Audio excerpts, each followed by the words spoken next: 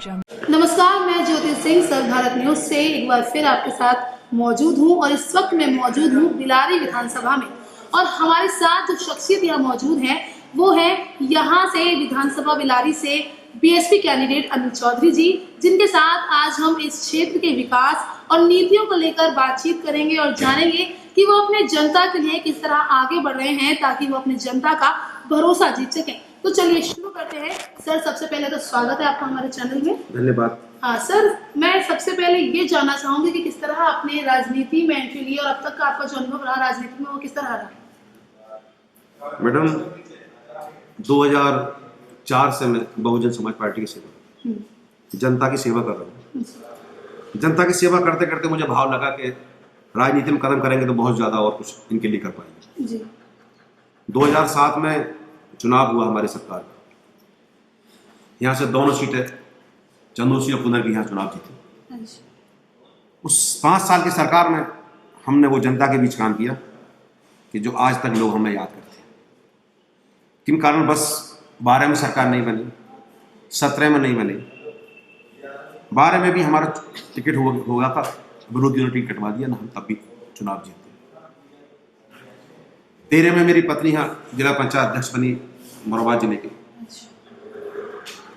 उस 3 साल के कार्यकाल में मैडम इस विधानसभा के 187 गांव में मैंने विकास कार्य किए और मैंने कभी ये नहीं देखा कि ये मुस्लिम है या हिंदू है, मैं सब समाज में काम किया। उस काम के बेस पर मैं 2021 का चुनाव पुनः अपनी पत्नी को जिला पंचायत ऐसी सीट से लेकर आया हूँ जो विरोधियों ने बिल्कुल अलग कर दी थी। सारी सीटें मेरी विधानसभा की रिजर्व करा दी, एक सीट बीसी करा दी, उससे मैंने अपनी पत्नी को चुनाव लड़वाया और मैं 4000 वोटों से मेरी पत्नी वहाँ चुनाव जीत के आई। वो सब समाज से जीत के आई, ना कि व्यक्तिगत। सारे लोग प्यार करते हैं क्योंकि जनता काम को देखती है, जनता अपने सम्मान को देखती है। जिस विधानसभा में, जिस जनता में, जिस समाज में आप सम्मान देंगे तो निश्चित सम्मान वापसी मिलेगा।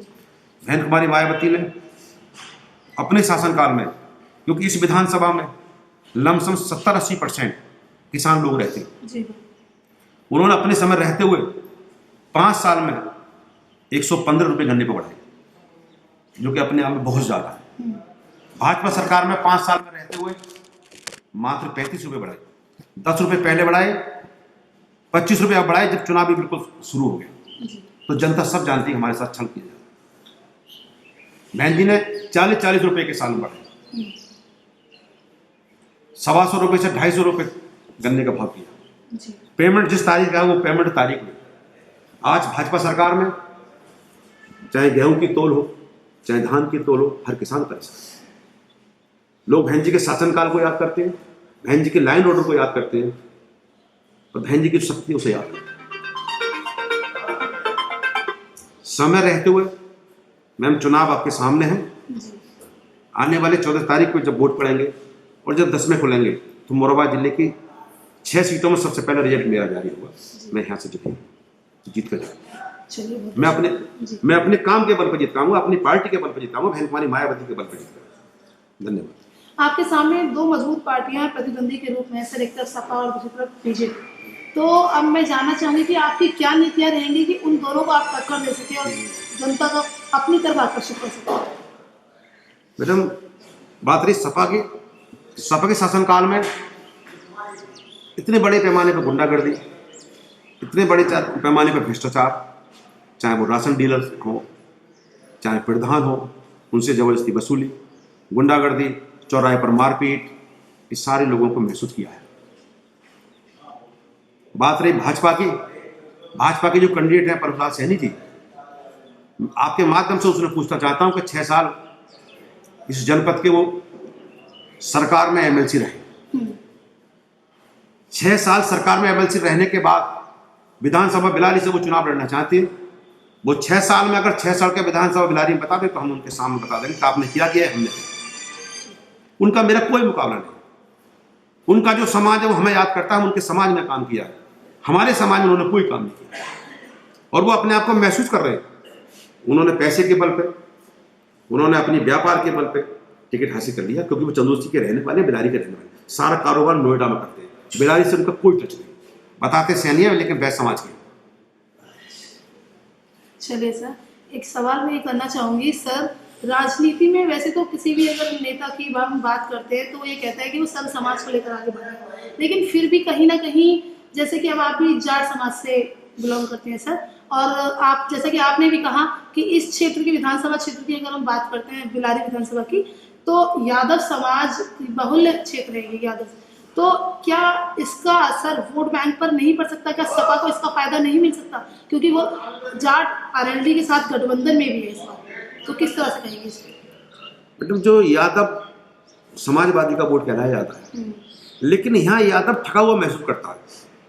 यहाँ समाजवादी का लगातार 10 साल से नुमाइंदे हैं, 10 साल से विधायक हैं। उन्होंने अपने धर्म में अपने लोगों में काम किया, यादव समाज में कभी काम नहीं किया।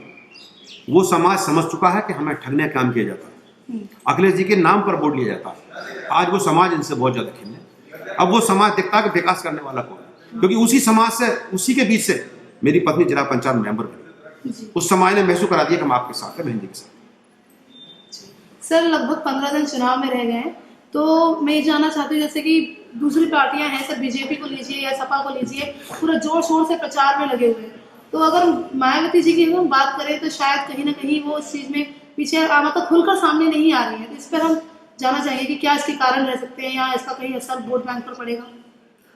मैडम बात बहन जी का प्रचार भी लगातार है।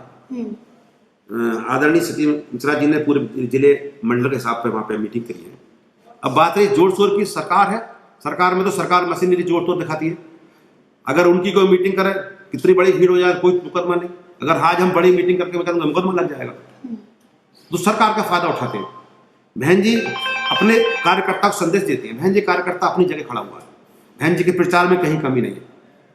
अगर गांव-गांव जाके हम जो बहन जी के नुमाइंदे प्रचार लगा रखे हैं, हम गांव-गांव जाके मीटिंग करते हैं, लेकिन दायरे में, अनुशासन में, कोविड को देखते हुए। जी, मतलब कोरोना काल में किस तरह से जो समय, वैसे भी लिमिटेड समय बचा है आपके पास, उसमें भी कोरोना काल चल रहा है, तो कोरोना की काफी सारी पाबंदियां हैं, तो किस तरह से आप जनता तक पहुंच रहे हैं? हम लिमिटेड लोग जाते हैं, हम दिखावा नहीं करते हैं, हम अपने जनता के बीच जाते हैं, 5-6 लोगों लेके जाते हैं। अच्छा। जनता से खुद बताते हैं हमें कोविड का नियम करें, क्योंकि जीवन भी अपने आप में अमूल्य है। तो जनता समझती है उस बात के लिए, और जनता उससे ज्यादा हमें प्यार दे रही है। हम कभी हुआ नहीं करते, हम कभी किसी लोगों को डराते नहीं, लोग प्यार से हमें बुलाते हैं, वहां जाते हैं। चलिए एक आखिरी सवाल सर मेरा कि सर जनता से किसी तरह की कोई अपील या किसी तरह का कोई संदेश आप बोलना चाहें जनता से? बिलारी की समझ जनता से अपील है कि सारे पिछले समय को देखते हुए, सारे कैंडिडेटों पर नजर मारते हुए, जो आपकी नजर में लगे, मुझ जैसा विकास करने वाले लगे, आप मुझे वोट दें। क्योंकि आने वाले समय जो मैंने विकास किया 2-3 साल में, शायद उससे कई गुना विकास बिलारी विधानसभा करने की मेरी इच्छा है। चलिए सर एक आखिरी चीज कि आपके व्यक्तिगत नजरिए में आपके क्षेत्र में क्या कोई कमी, मतलब किस तरह की कमी है जो पिछली सरकारों में पूरी नहीं हो सकी, और अगर अब आप आते हैं तो सबसे पहले उसी पर काम करेंगे? मैडम पिछली सरकारों में हमारी सरकार रही, अंबेडकर के नाम से गांव-गांव सीसी सड़कें बनवाई गई, क्योंकि गांव का मुख्य विकास गांव का रास्ता है। गांव का रास्ता खराब है तो बाहर का आदमी आने में भी परेशान करता है। इस सरकार में किसी भी योजना के तहत किसी भी गांव में व्यक्तिगत कार्य नहीं किया गया। गांव के परमानेंट लोगों को, जो गांव के मूल लोग रहते हैं, उन्हें कोई सुविधा नहीं दी गई। राशन के नाम पर, उसके नाम पर, आपके सिलेंडर के नाम पर लोगों को बहलाया जा रहा है, लेकिन जनता समझ चुकी है कि हमें ठगने का काम किया जाता है। चलिए बहुत बहुत शुक्रिया सर हमारे साथ जुड़ने के लिए और हमें अपना कीमती समय देने के लिए। फिलहाल के लिए बस इतना ही। जुड़े रहिए हमारे साथ और देखते रहिए Sarv Bharat news. Camera person Digvijay Singh के साथ मैं ज्योति सिंह, धन्यवाद। Press the bell icon on the YouTube app and never miss another update.